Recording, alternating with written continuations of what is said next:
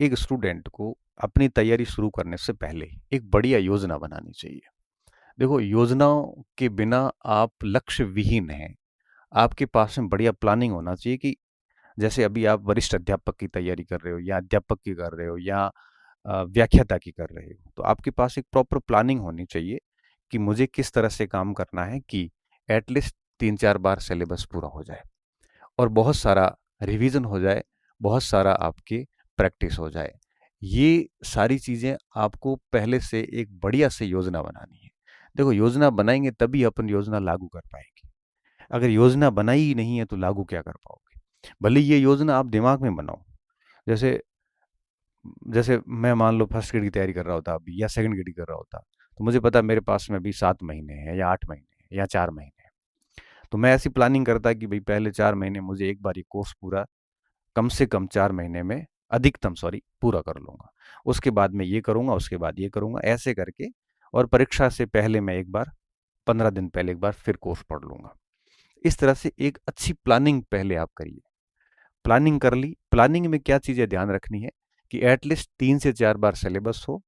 Planning में क्या ध्यान रखना है कि खूब सारा रिवीजन हो और प्लानिंग में क्या ध्यान रखना है कि खूब सारी प्रैक्टिस हो। क्योंकि बिना रिवीजन और प्रैक्टिस के कभी भी कोई भी विद्यार्थी सफल नहीं हो सकता, क्योंकि एक बार पढ़ने से आपको फ्रूट नहीं मिल पाएगा। एटलीस्ट 3 से 4 बार 5 बार पढ़ते हैं और उसकी खूब सारी प्रैक्टिस करते हैं, तब जाके हमें पता चल पाता है कि वास्तव में किस तरह से चीजें हैं वो परीक्षा में आती है और किस तरह से हम उसका उत्तर निकालने में सक्षम होते हैं। तो एक बढ़िया प्लानिंग कीजिए। उसके बाद क्या करना है आपको, अच्छे से पाठ्यक्रम का हर एक पॉइंट याद कीजिए कि पाठ्यक्रम में क्या है और क्या नहीं है। हमें टेक्निकल टीम कई बार बताती है कि सर 10 में से 5-6 फ़ोन ऐसे होते हैं बच्चों के, कोर्स लिए हुए बच्चों के, जिनको ये नहीं पता कि सिलेबस क्या है। मुझे बड़ा दुःख होता है कि आप व्याख्याता की तैयारी कर रहे हैं, आप वरिष्ठ अध्यापक की तैयारी कर रहे हैं और आपको नहीं पता कि सिलेबस में क्या है और क्या नहीं। पाठ्यक्रम अच्छे से पता हो और उसके बाद में एक सीमित सी लिमिटेड सामग्री जो है वो आप जो है वो आपके यूं कहिए कि सामग्री हो, और सामग्री कैसी हो, बहुत लिमिटेड हो, बहुत अधिक सामग्री नहीं, बहुत लिमिटेड सामग्री हो, कम से कम सामग्री आपके पास में होनी चाहिए ताकि आप उसको रिवीजन कर सको।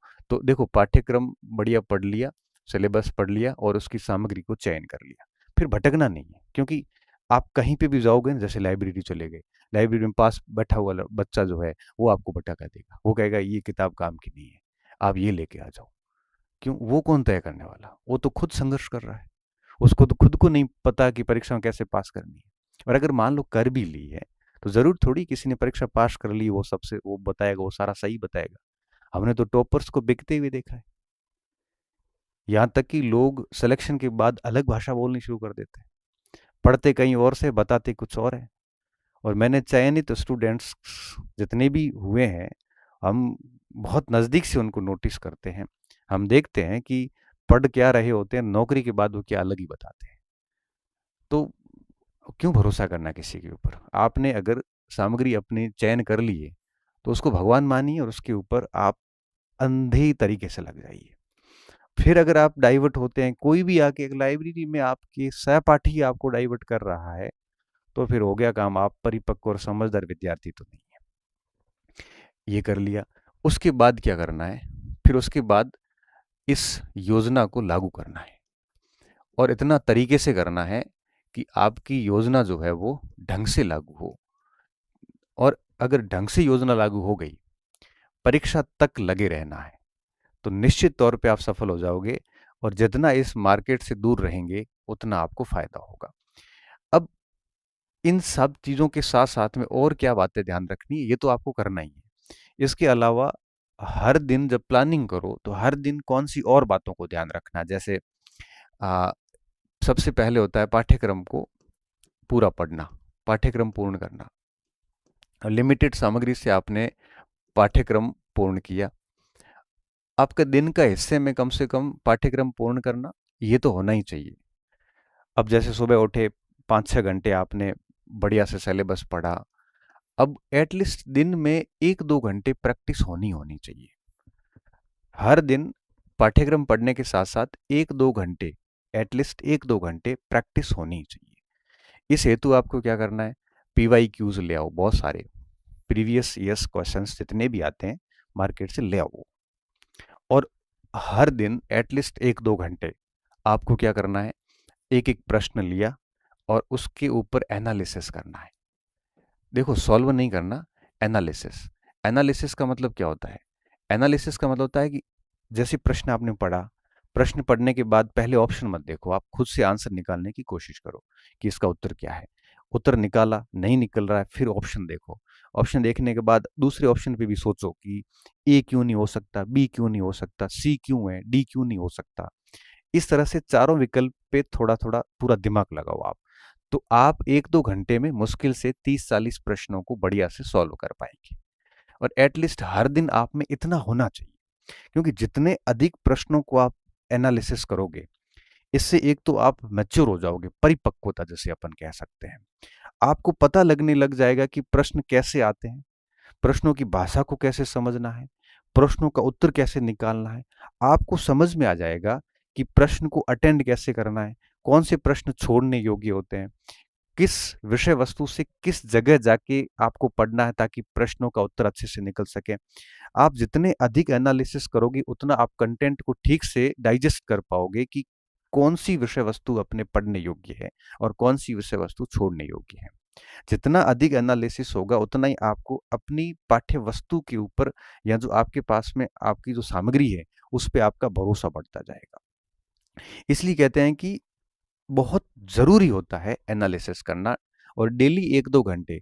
मैं तो कहता हूँ टेस्ट सीरीज़ इतनी ज़रूरी नहीं है, जितना पुराने प्रश्न जो है, पुराने प्रश्न का तात्पर्य ये नहीं है कि फर्स्ट ग्रेड की तैयारी करें तो केवल फर्स्ट ग्रेड के। अरे पुराने प्रश्न का तात्पर्य है जैसे आप सब्जेक्ट की तैयारी कर रहे हैं तो उस सब्जेक्ट के जितने भी पेपर है, चाहे यूपी ने लिया हो, चाहे मध्य प्रदेश ने लिया हो, चाहे यूजीसी ने लिया हो, सारे पेपर्स लाइए और उनका एनालिसिस करिए। एटलीस्ट दिन में 1-2 घंटे तो ये काम करना ही चाहिए।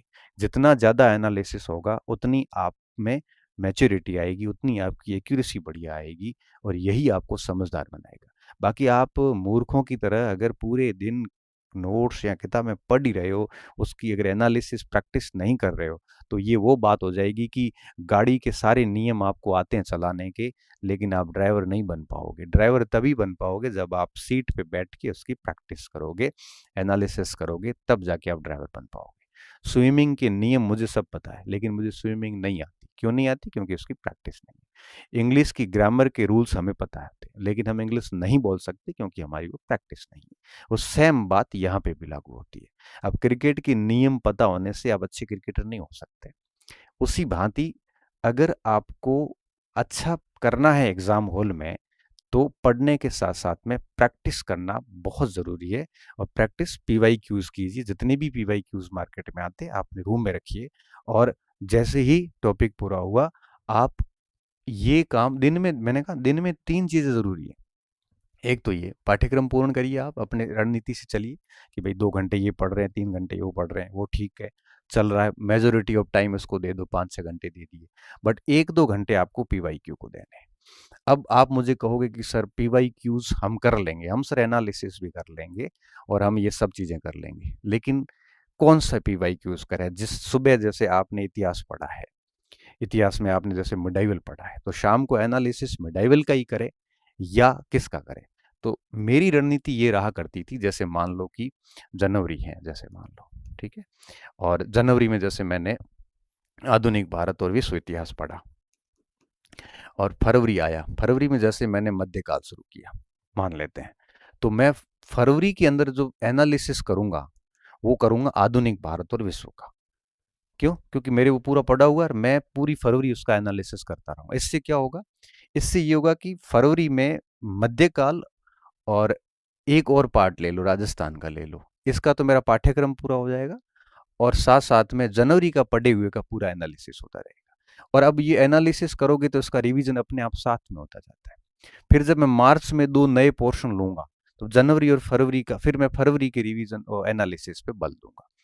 इससे क्या होता है कि आप एनालिसिस प्रश्नों का जब करते हो, तो जो आप पूरा पोर्शन पढ़ चुके हैं, जो छोड़ चुके हैं, जैसे मान लो कि पॉलिटिकल साइंस, जैसे कोई आरएस की तैयारी कर रहा है, अब जैसे वो जैसे अभी अक्टूबर का महीना चल रहा है, अक्टूबर में वो भूगोल और इकोनॉमिक्स पढ़ रहा है, सितंबर में मान लो उसने पॉलिटिकल साइंस पढ़ के छोड़ दिया, तो अक्टूबर में जरूरत इस बात की रहती है कि अक्टूबर के अंदर वो पॉलिटिकल साइंस का एनालिसिस करे, प्रश्नों को मिलाए।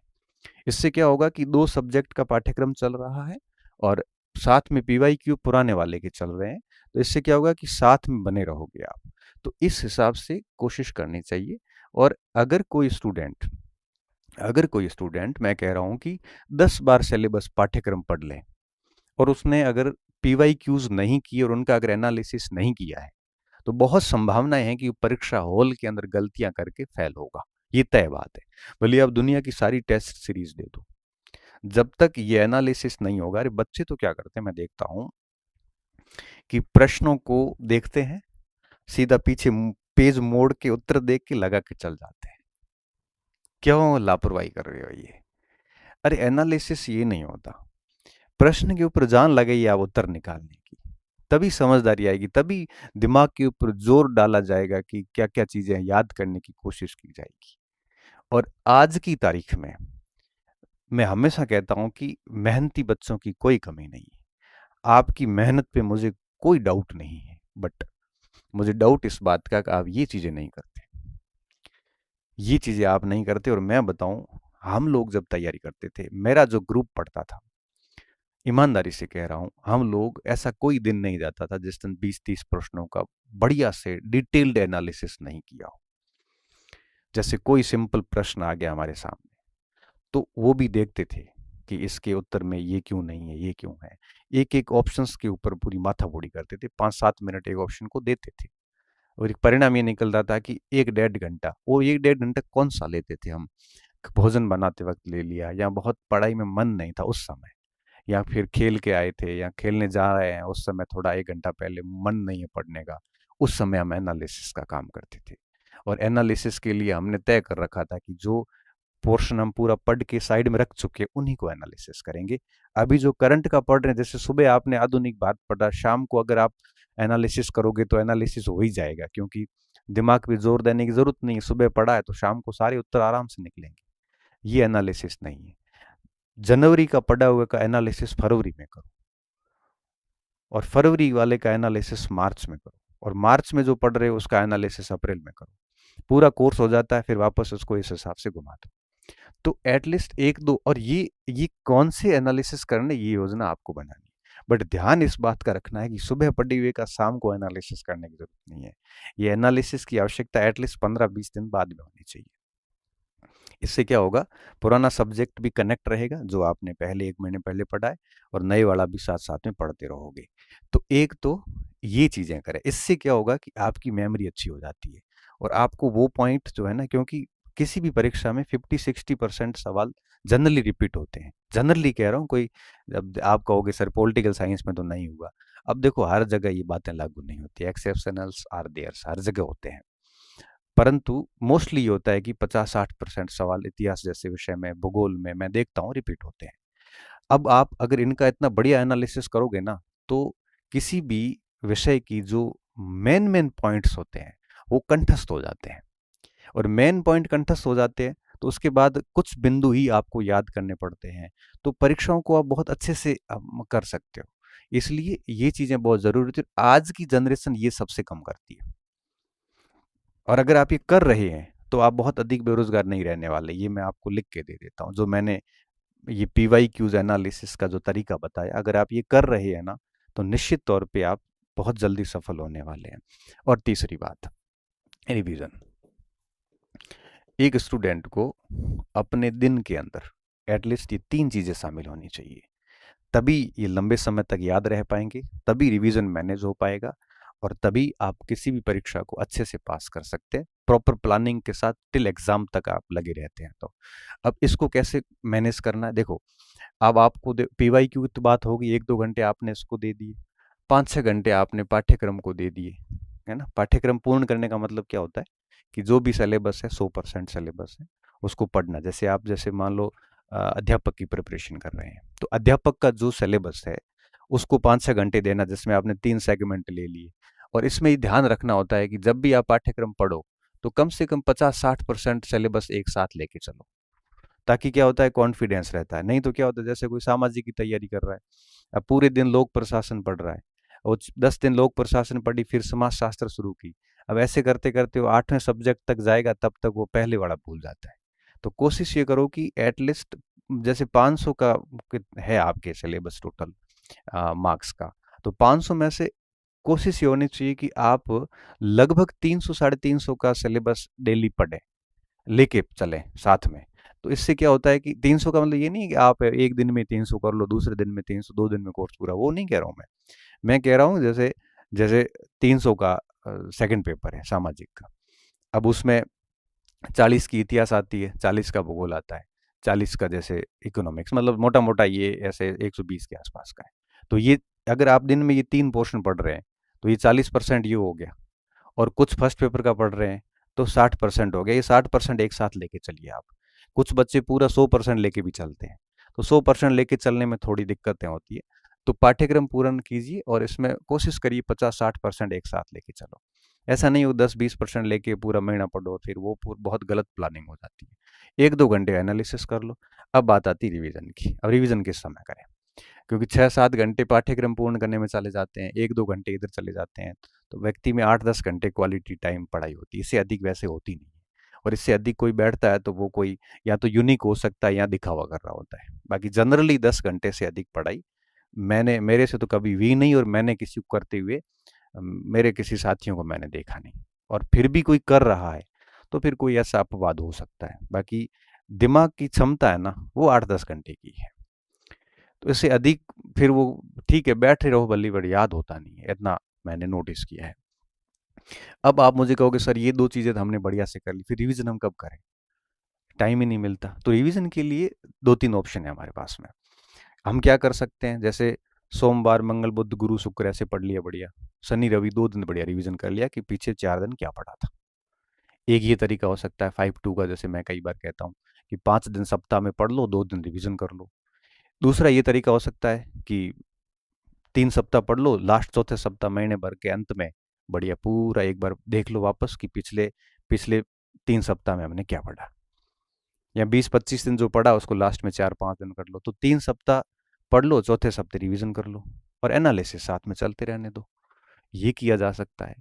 और डेली रिवीजन का कोई मतलब, आप सुबह पढ़ो शाम को रिवीजन करो, ये तो फिर मूर्खता है, कोई मतलब नहीं है। हाँ ये है कि 5 दिन वीक में पढ़ लिए, 2 दिन रिवीजन कर लिया इन 5 दिनों का।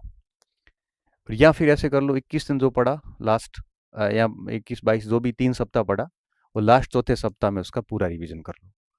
तो इससे क्या होता है कि सारे कंटेंट जो है ना वो बेसिकली आपके घूमते जाएंगे। कोशिश ये करनी है कि कोई भी विषय वस्तु ज़्यादा से ज़्यादा 1-1.5 महीने से अधिक बिना रिवीजन की ना रहे, लगभग नज़रों के सामने एक बार आ जाए। हालांकि शुरुआत में ये दिक्कत आती है जब अपन नया नया पाठ्यक्रम पढ़ रहे होते हैं, लेकिन 1-2 बार कोर्स पढ़ने के बाद में ये समस्या फिर नहीं आती। फिर आपको 1-1.5 महीने के अंदर लगभग लगभग सारी चीज़ें जो है वो कवर हो जाती है। तो इन चीज़ों का स्पेशली ध्यान रखें। तो छोटी छोटी बातों का ध्यान रखते हैं ना तो बढ़िया अच्छा हो जाता है। अब मैं जब बच्चों से बात करता हूँ और जब उनकी असफलता के कारणों को समझने की कोशिश करता हूँ, तो मैं 2-3 चीज़ें पाता हूँ। पहली चीज़ सिर्फ ये मेहनत की कमी कभी नहीं पाई मैंने। पहली चीज़ ये पाता हूँ कि ये प्रश्नों का एनालिसिस नहीं करते डेली, जो कि 1-2 घंटे करना चाहिए था, और वो भी उसका करना चाहिए था जो पार्ट पूरा कर चुके हो, उसका आगे करना चाहिए। ये हम नहीं करते। दूसरी जो मैंने कमी देखी वो ये देखी कि हम मटेरियल बहुत अधिक लेके आ जाते हैं, तो उसको फिर हम ना तो समेट पाते हैं और ना उसके शॉर्ट नोट्स कर पाते हैं, और फिर लास्ट में 15 दिन में एक रिवीजन होता नहीं। जबकि मैं हर वीडियो में बोलता हूँ कि परीक्षा से 15 दिन पहले एक शानदार रिवीजन होना चाहिए। अगर नहीं होता है तो बहुत कन्फ्यूजन होगा और एक्यूरेसी बहुत डाउन हो जाएगी। दूसरी गलती हम ये करते हैं कि हमारे पास में सामग्री बहुत अधिक हो गई है, ये नहीं रखनी है, लिमिटेड सामग्री रखिए, और हो सके तो उसके शॉर्ट नोट्स भी बनाओ। नहीं भी बनाते हो तो सामग्री को भी इतनी बार पढ़ लो कि लास्ट में 15 दिन आप पढ़ सकते हो। शॉर्ट नोट्स इसीलिए बनाए जाते हैं कि लास्ट में 15 दिन में एक बार पूरा रिवीजन कर सको। अगर किताबों को भी आप 5-7 बार पढ़ लेते हैं, छोटी किताबों को, बड़ी किताबें तो फिर लास्ट 15 दिन में रिवीजन बहुत मुश्किल हो जाता है, वो आपको देखना है। ये दूसरी गलती हम ये करते हैं। तीसरी गलती हम क्या करते हैं, भटकते बहुत है।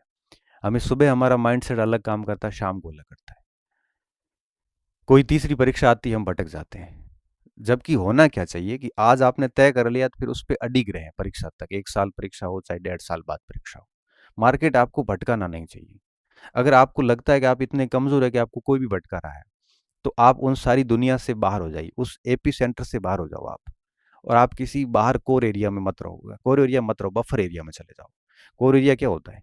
जैसे जयपुर चले जाओ, जयपुर के अंदर जैसे रिद्धि सिद्धि सर्किल है ना, ये गुज्जर थड़ी वगैरह, ये कोर एरिया है। अगर यहाँ पे आप बैठ के तैयारी कर रहे हैं ना, तो मान के चलिए कि आप भटकेंगे यहाँ पे। क्यों? यहाँ पे ज्ञान देने वाले लोगों की संख्या बहुत अधिक है। और अगर आप इतने कमजोर है कि किसी के भी ज्ञान को सुन के लागू कर रहे हैं मानसिक रूप से, तो इस कोर एरिया से बाहर आके आपको इस बफर एरिया में आ जाना चाहिए, जहाँ घनत्व, पॉपुलेशन डेंसिटी कम है। तो ऐसी स्थिति में आप क्या होगे, अकेले पड़ जाओगे और आराम से इन पैटर्न से चलते रहो, नौकरी लग जाएगी। नहीं तो यहाँ पे तो आप केवल और केवल अड्डों पे बैठ बैठ के बहस ही कर सकते हो।